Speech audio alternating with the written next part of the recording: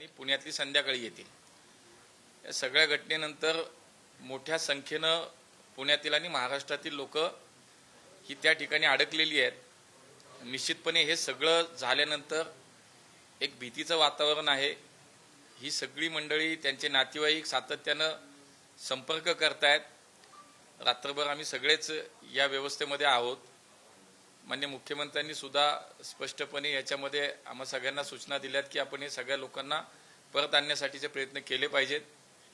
काल ही सगळी चर्चा झाल्यानंतर आज एक मुंबईला स्पेशल विमान, हे श्रीनगर ते मुंबई दुपारी 3चं एक स्पेशल विमान करण्यात आपल्यालाही यश आलं आणि ते तिथे अडकलेल्या लोकांना मुंबईला बरीच लोक त्या विमानाने येतील।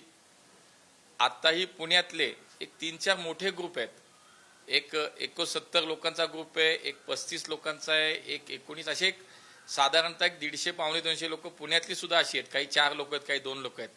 आम्ही 24 तास झालं मागच्या संपर्कात या सगळ्यांच्या आहोत आणि आताही या लोकांसाठी एक स्वतंत्रपणे मुंबई मार्गे पुण्याला एक विमान बुक करण्यासाठीचं एक स्पेशल फ्लाईट करण्याचे प्रयत्न सुरू आहेत।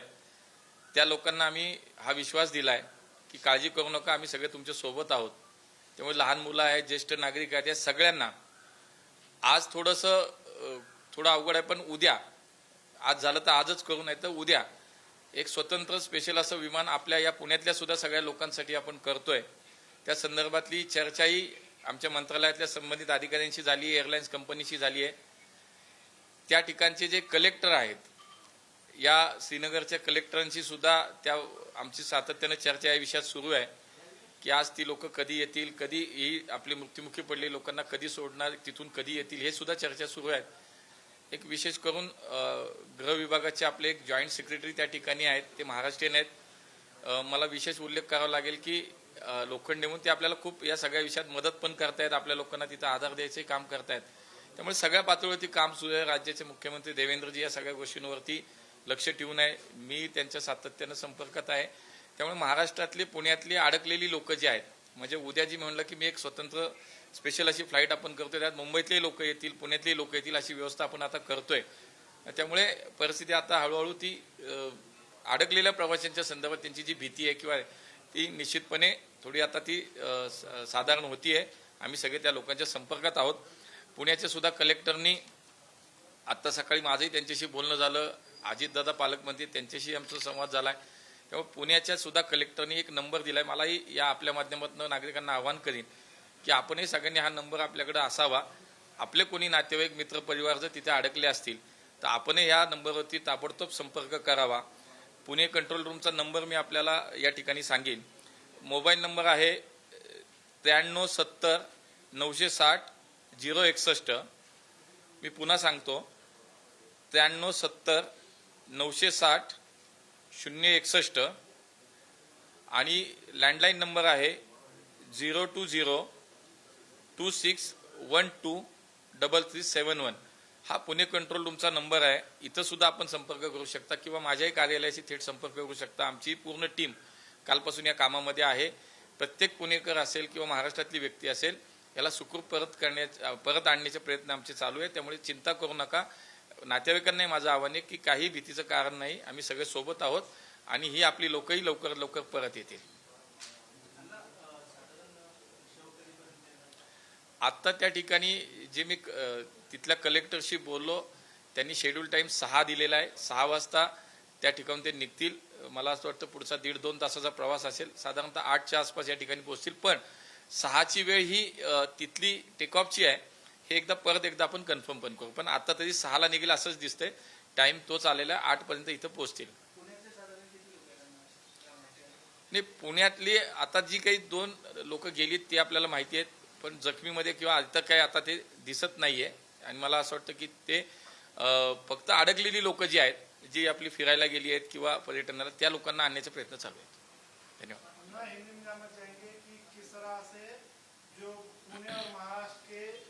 जो पर्यटक वहां पे फंसे हुए हैं उनको वापस लाने के लिए आपने विशेष फ्लाइट का प्रयोजन किया, उसके बारे में पुणे से और महाराष्ट्र से बहुत सारे लोग पर्यटन के लिए श्रीनगर, कश्मीर, जम्मू, इस सभी क्षेत्रों में गए थे। लेकिन कल की जो दुर्घटना हुई है, जो हमला हुआ है, उसके बाद थोड़ी पैनिक सिचुएशन हुए। पुणे और महाराष्ट्र से तकरीबन जो मुझे पिछले कई घंटों से जो कांटेक्ट हो रहा है, उसके हिसाब से मुझे लगता है कि कम से कम एक 150-200 के करीब लोग वहाँ पे फंसे हुए हैं, अटके हुए हैं। लेकिन लगातार हमारी कोशिश है, उनके संपर्क में हमें राज्य के हमारे मुख्यमंत्री देवेंद्र जी उनके संपर्क में है। और उसमें एक फ्लाइट आज श्रीनगर से मुंबई तक एक स्पेशल फ्लाइट आज भी इंडिगो की है। कल भी जो पुणे के लोग हैं और मुंबई के कुछ लोग हैं, इनके लिए कल भी एक स्पेशल फ्लाइट करने का प्रयोजन हमने किया है, उसकी भी बातचीत चल रही है। तो मैं सभी रिश्तेदारों को ये आश्वस्त करना चाहूँगा कि अब चिंता की बात नहीं है, अब चिंता मत करिए, हम सब लोगों को सुरक्षित वापस लाएंगे। इसके लिए सभी सरकारी यंत्रणा भी काम कर रही है।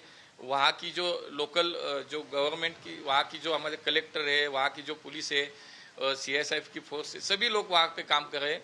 और हम भी यहाँ पे माननीय मुख्यमंत्री जी के मार्गदर्शन में हम भी सब इन्हीं लोगों के संपर्क में सबको सुरक्षित वापस बिल्कुल लाएंगे। क्या प्रशासन की ओर से कोई नंबर जारी किया गया है, हेल्पलाइन नंबर?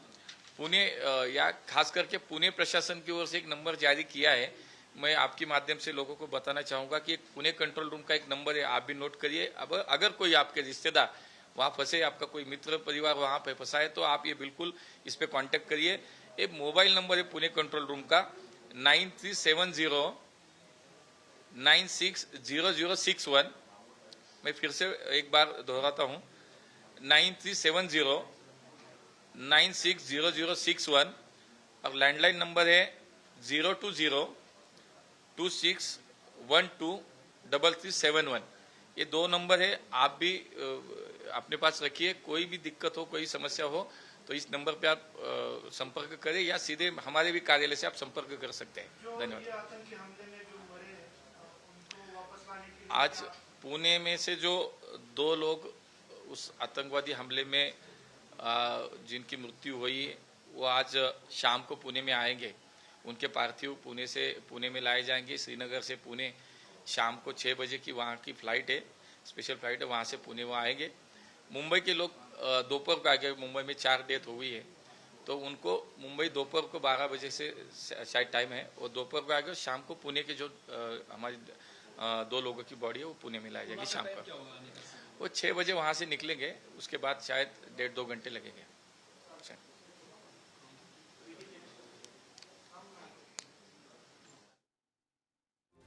आपण बघितलं की पर्यटकांच्या परतीसाठी सुद्धा आता केंद्र सरकारकडून खास व्यवस्था केली जाते।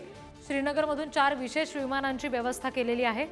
2 विमानं दिल्लीसाठी आणि 2 मुंबईसाठी रवाना होणार आहेत असं समजतंय।